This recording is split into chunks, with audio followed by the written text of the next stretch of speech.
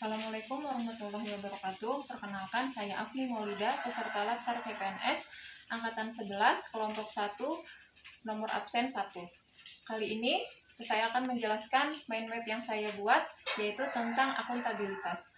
Nah, di sini dalam mind map yang saya buat tentang akuntabilitas itu membahas 4 materi pokok. Yang pertama ada konsep akuntabilitas, yang kedua mekanisme akuntabilitas, kemudian akuntabilitas dalam konteks, dan PNS yang akuntabel.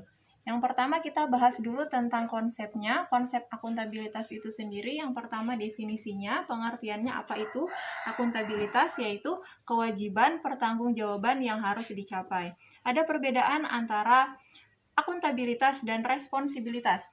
Kalau akuntabilitas yaitu kewajiban pertanggungjawaban yang harus dicapai. Kalau responsibilitas yaitu kewajiban untuk bertanggung jawab. Aspek-aspek akuntabilitas yaitu yang pertama, akuntabilitas adalah sebuah hubungan. Maksudnya yaitu hubungan dua pihak antara individu atau kelompok atau institusi dengan negara dan masyarakat. Kemudian yang kedua, berorientasi pada hasil. Maksudnya adalah hasil yang diharapkan. Contohnya aparat pemerintah yang bertanggung jawab, adil, dan inovatif. Kemudian yang ketiga, membutuhkan laporan. Nah, contohnya adalah laporan kinerja seperti individu yaitu dalam bentuk kontrak kerja. Kemudian yang keempat, membutuhkan konsekuensi. Konsekuensi itu adalah sanksi. Nah, sanksi atau penghargaan. Jadi apabila ada yang melanggar akuntabilitas dalam pekerjaannya, dia tidak bertanggung jawab, maka dia akan konsekuensinya dia akan mendapatkan sanksi. Tetapi apabila dia berprestasi, maka dia akan mendapatkan reward atau penghargaan. Kemudian memperbaiki kinerja. Memperbaiki kinerja yaitu memperbaiki kinerja PNS dalam memberikan pelayanan kepada masyarakat. Kemudian akuntabilitas, dalam konsep akuntabilitas itu mempunyai 3 fungsi utama akuntabilitas publik. Nah, akuntabilitas publik 3 fungsi utamanya, yang pertama yaitu peran demokratis, yaitu untuk menyediakan kontrol demokratis. Yang kedua, peran konstitusional, yaitu untuk mencegah korupsi dan penyalahgunaan kekuasaan. Yang ketiga, yaitu peran belajar untuk meningkatkan efisiensi dan efektivitas. Nah, apa sih akuntabilitas publik itu? Akuntabilitas publik itu terbagi menjadi 2, yaitu ada akuntabilitas publik vertikal dan horizontal. Kalau yang vertikal itu maksudnya adalah pertanggungjawaban kepada otoritas yang lebih tinggi. Kemudian kalau horizontal yaitu pertanggungjawabannya kepada masyarakat luas. Jadi ini dalam jabatan ya, yang ini ke dalam masyarakat luas. Kemudian konsep selanjutnya yaitu di sini saya menuliskan tingkatan akuntabilitas. Yang pertama adalah akuntabilitas stakeholder, yaitu tanggung jawab organisasi pemerintah untuk mewujudkan pelayanan dan kinerja yang adil, responsif, dan bermartabat. Kemudian yang kedua, akuntabilitas organisasi, yaitu hasil pelaporan kinerja yang telah dicapai. Kemudian yang ketiga, akuntabilitas kelompok, yaitu kinerja sebuah institusi biasanya dilakukan atas kerjasama kelompok. Kemudian yang keempat yaitu akuntabilitas individu, yaitu hubungan antara individu dan lingkungan kerjanya, yaitu antara PNS dengan instansinya sebagai pemberi kewenangan. Kemudian yang terakhir yaitu akuntabilitas personal, yaitu nilai-nilai yang ada pada diri seseorang seperti kejujuran, integritas, moral, dan etika.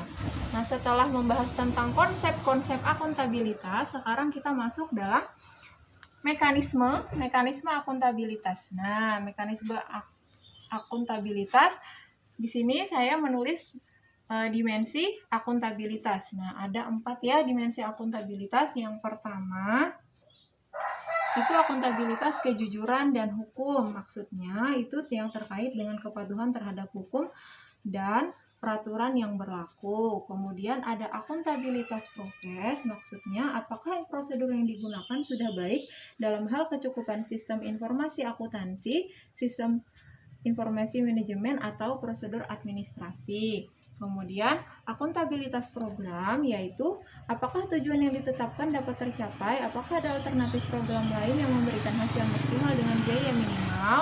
Kemudian yang terakhir yaitu akuntabilitas kebijakan, yaitu terkait dengan pertanggungjawaban pemerintah atas kebijakan yang diambil terhadap DPR atau DPRD dan masyarakat luas. Jadi ini seperti aturan ya, akuntabilitas kebijakan. Kemudian mekanisme yang saya ambil poinnya yaitu bagaimana sih cara menciptakan lingkungan kerja yang akuntabel.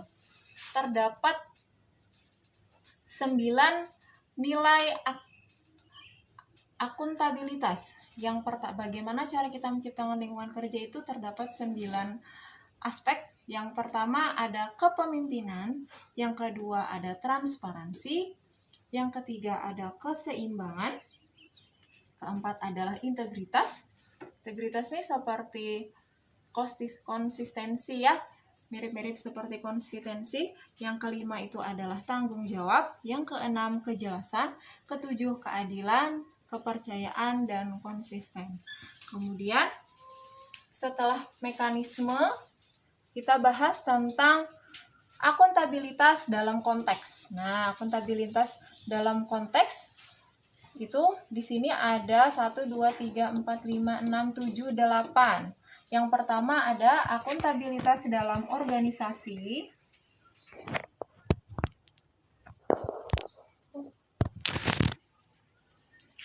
Akuntabilitas dalam organisasi yaitu bagaimana transparansi dan akses informasi, kemudian penggunaan sumber daya milik negara, kemudian penyimpanan dan penggunaan data dan informasi pemerintah. Organisasi itu maksudnya dalam pemerintah ya. Kemudian yang kedua yaitu transparansi dan akses informasi. Jadi bagaimana keterbukaan dan akses informasi yang didapat. Kemudian informasi publik.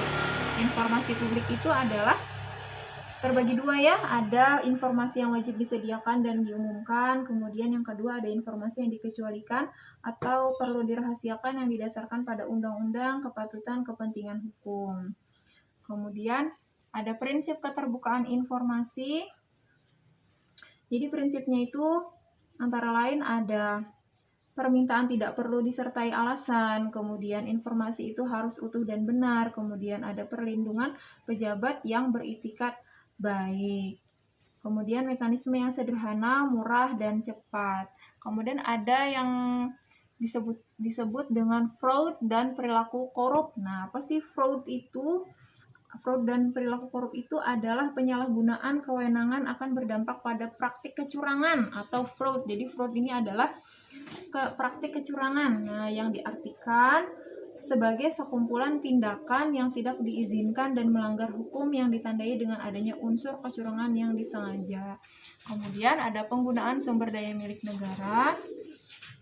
Setiap PNS itu harus memastikan bahwa penggunaannya diatur sesuai dengan prosedur yang berlaku, penggunaannya dilakukan secara bertanggung jawab dan efisien, kemudian pemeliharaan fasilitas secara benar dan bertanggung jawab.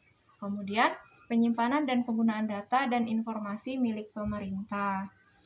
Nah, itu maksudnya bagaimana pemerintah atau aparatur dapat menjelaskan semua aktivitasnya dengan memberikan data dan informasi yang akurat terhadap apa yang telah mereka laksanakan, sedang dilaksanakan, dan apa yang akan mereka laksanakan. Kemudian yang terakhir adalah konflik kepentingan. Nah, konflik kepentingan ini ya terbagi ada beberapa tipenya. Yang pertama ada tipe keuangan dan non-keuangan. Nah, kemudian apa sih maksud dari konflik kepentingan itu sendiri? Konflik kepentingan itu adalah situasi yang timbul di mana tugas publik Anda dan kepentingan pribadi itu bertentangan. Jadi antara kita menaati aturan atau kita melakukan kepentingan untuk diri kita sendiri. Nah, itu dapat menyebabkan konflik kepentingan kita. Kemudian sudah ya akuntabilitas dalam konteks. Kemudian bagaimana menjadi PNS yang akuntabel? Nah, ini ya, PNS yang akuntabel itu adalah PNS yang mampu mengambil pilihan yang tepat ketika terjadi konflik kepentingan, tidak terlibat dalam politik praktis. Nah, politik praktis tuh misalnya dalam pemilu ya, kita tidak ikut dalam kegiatan kampanye. Kemudian melayani warga secara adil dan konsisten dalam menjalankan tugas dan fungsinya. Jadi tidak boleh pilih kasih dalam melayani warga ya, karena kita sebagai ASN, sebagai PNS, salah satu fungsi dari ASN itu adalah sebagai pelayan publik. Nah, jadi kita adil dan kita konsisten. Misalnya kita bersungguh-sungguh dalam melayani publik. Kemudian perilaku PNS yang akuntabel. Perilaku PNS yang akuntabel itu yang pertama, perilaku berkaitan dengan transparansi dan akses informasi. Jadi keterbukaan ya. Kemudian yang kedua, menghindari perilaku curang dan koruptif. Nah, jadi selaku jadi PNS, saat kita jadi PNS, sebenarnya maupun tidak PNS juga tidak boleh kita curang dan koruptif. Nah, jadi kita harus menghindari itu. Kemudian perilaku terhadap penggunaan sumber daya milik negara. Jadi bagaimana cara kita menggunakan sumber daya milik negara dengan sebaik-baiknya. Kemudian perilaku berkaitan dengan penggunaan data dan informasi pemerintah. Jadi bagaimana cara kita menggunakan data dan informasi pemerintah. Ada data yang harus disajikan kepada publik, diinformasikan kepada publik. Ada data yang kita harus rahasiakan. Nah, seperti itu ya. Kemudian perilaku berkaitan dengan konflik kepentingan. Nah, itu tadi ya, berkaitan dengan apakah kita harus menaati aturan atau apakah kita harus menaati aturan atau kita memilih kepentingan untuk diri kita sendiri. Nah, itu akan menjadi konflik kepentingan. Tetapi lebih baik adalah kalau kita menerapkan nilai kejujuran, maka seharusnya kita menaati aturan yang ada, aturan yang berlaku. Nah, itu mengutamakan kepentingan umum daripada kepentingan diri sendiri. Kemudian yang terakhir yaitu mengambil keputusan yang akuntabel. Nah, kemudian sekarang gimana sih kalau akuntabilitas seorang guru? Nah, seorang guru itu yang akuntabilitas itu biasanya disebut dengan profesional. Nah, akuntabilitas profesional guru itu adalah pencapaian kesuksesan pembelajaran yang direncanakan sesuai dengan latar profesionalisme guru dalam mengemban tugasnya. Guru yang profesional adalah guru yang mampu mendidik anak muridnya menjadi generasi yang bersaing dan memiliki moral yang baik. Nah, jadi untuk menjadi guru yang profesional itu dia harus bisa mendidik murid-muridnya agar dia memiliki akhlak moral yang baik. Baik, itu saja penjelasan saya tentang mind map yang saya buat materi akuntabilitas. Atas perhatiannya saya ucapkan terima kasih. Wassalamualaikum warahmatullahi wabarakatuh.